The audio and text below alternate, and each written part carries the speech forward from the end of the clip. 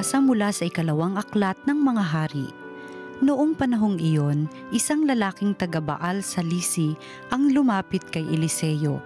May dala siyang bagong aning trigo at 20 tinapay na yari sa unang ani niya ng sebada. Sinabi ni Eliseo, "Ihain ninyo iyan sa mga tao." Sumagot ang kanyang katulong, "Hindi ito magkakasya sa 100 tao." Iniutos niya uli, "Ihain ninyo iyan sa mga tao sapagkat sinabi ng Panginoon, mabubusog sila at may matitira pa."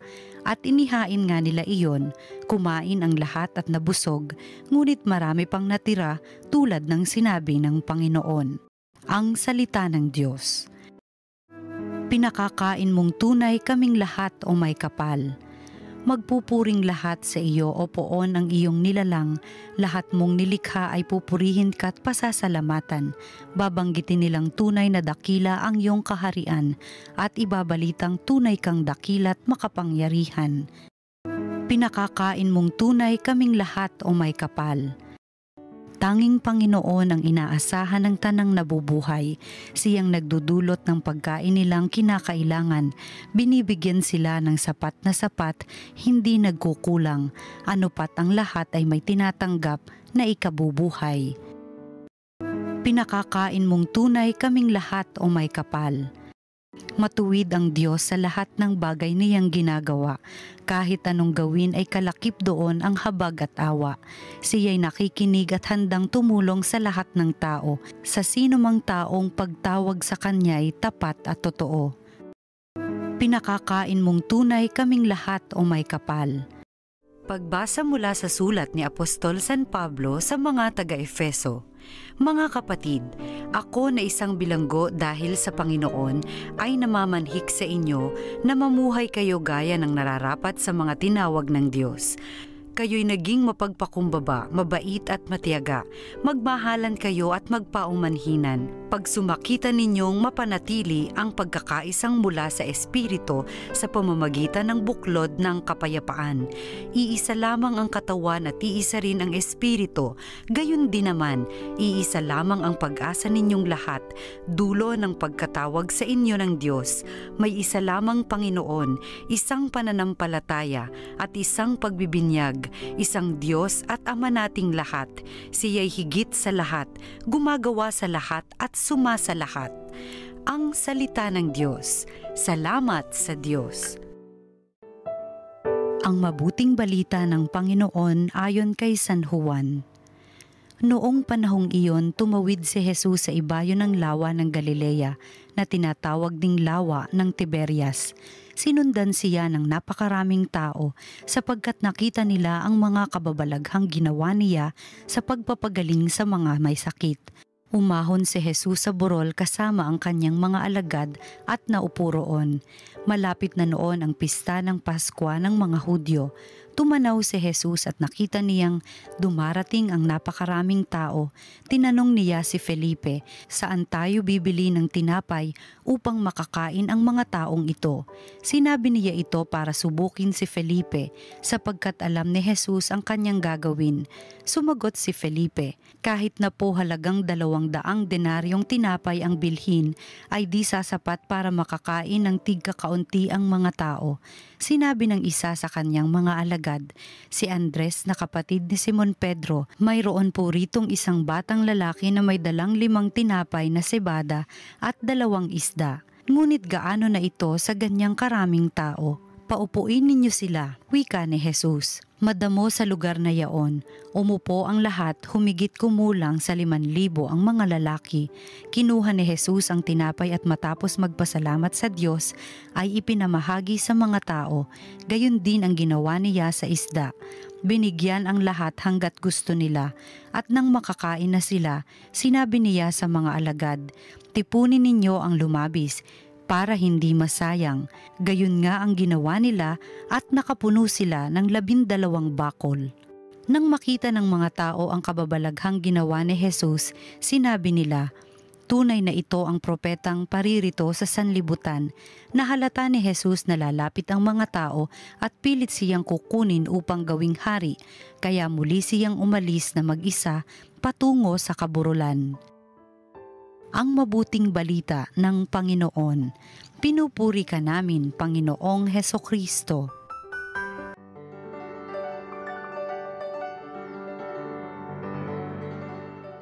Paano po tayo tumutugon sa ating mga pangangailangan sa buhay? Paano tayo tumutugon sa mga pangangailangan ng ibang tao?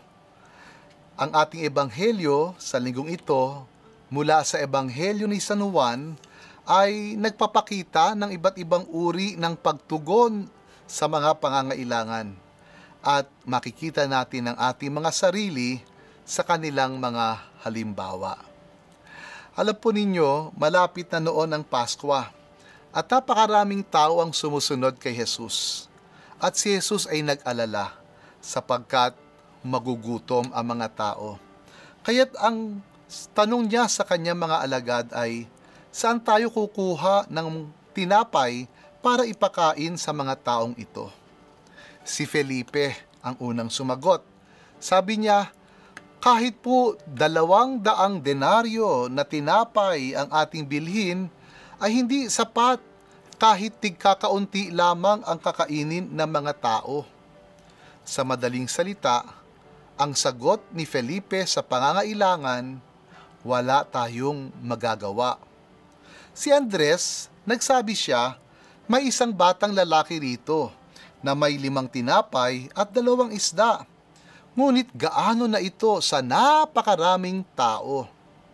Ang sagot ni Andres sa pangangailangan, mayroon tayong magagawa, ngunit kulang.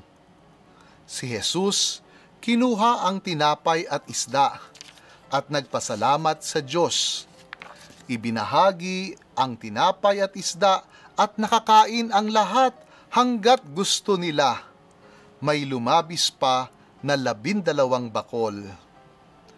Ang wala at kulang, si Jesus ipinagkatiwala sa Diyos, at ang wala at kulang hindi lang naging sapat, lumabis pa. Mga kapatid, ito rin po ang kwento sa 2 aklat ng mga hari na siyang ating unang pagbasa.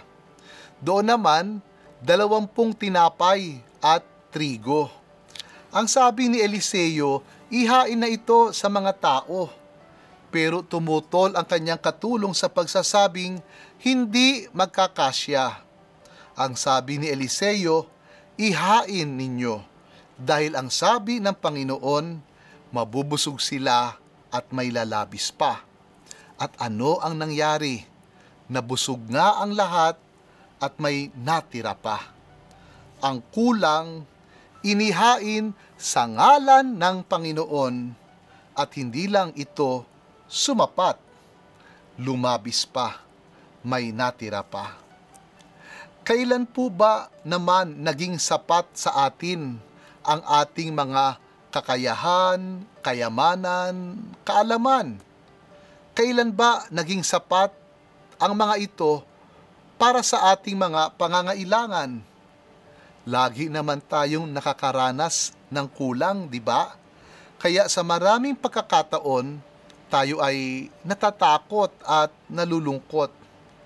Ngunit, nasubukan na po ba natin na ipagkatiwala sa Diyos kung ano ang mayroon tayo, at makaraan ito ay ating maranasan na hindi naman tayo kinakapos? Naalala ko ang isang kasabihan sa Ingles, just do your best and God will take care of the rest. Pagtitiwala sa Diyos ang susi sa harap ng ating mga pangangailangan sa buhay. At ang nagtitiwala sa Diyos ay nakakaranas ng mga himala. Sabi ng mga eksperto sa Biblia, 2 posibilidad ang himala na nangyari sa ating ebanghelyo. pisikal na naparami ni Jesus ang tinapay at isda para makakain ang libo-libong tao, o ang isang himalang posible ding nangyari ay naudyukan ang bawat isa na maglabas ng kani-kanilang baon na daladala at ito'y maibahagi sa lahat, kaya naman ang lahat ay nakakain at may lumabis pa. Ano't anuman ang sinasabi ng ating mga pagbasa, ang kulang ay hindi lamang nagiging sapat, lumalabis pa dahil sa mga puso na sa Diyos tumatawag at nagtitiwala. Sa ikalawang pagbasa, pinapaalalahanan tayo ni San Pablo sa kanyang sulat sa mga taga-Efeso. Mamuhay daw tayo ng nararapat sa mga tinawag ng Diyos. At paano yon? Mamuhay sa kababaang loob, sa kabutihan, sa pagtsatsaga, sa pagkakaisa, sa pag-asa, at higit sa lahat, mabuhay tayo sa pananampalataya. Sa ating mga sarili, tayo ay kulang. Ngunit sa Diyos, hindi lang tayo sapat, tayo ay labis pa. Nais ko pong batiin sa pagkakataong ito ang mga lolo at lola na sumusubaybay sa atin at sa lahat ng lolo at lola sa ating mga pamilya, sapagkat ang linggong ito ang unang pandaigdigang linggo ng mga lolo at lola na ipinahayag ng ating simbahan. Espesyal ko po kayong binabati at ipinapanalangin sa araw na ito. Sa mga lolo at lola at sa inyong lahat, sumainyo ang pagpapala ng makapangyarihang Diyos, Ama at Anak at Espiritu Santo. Amen.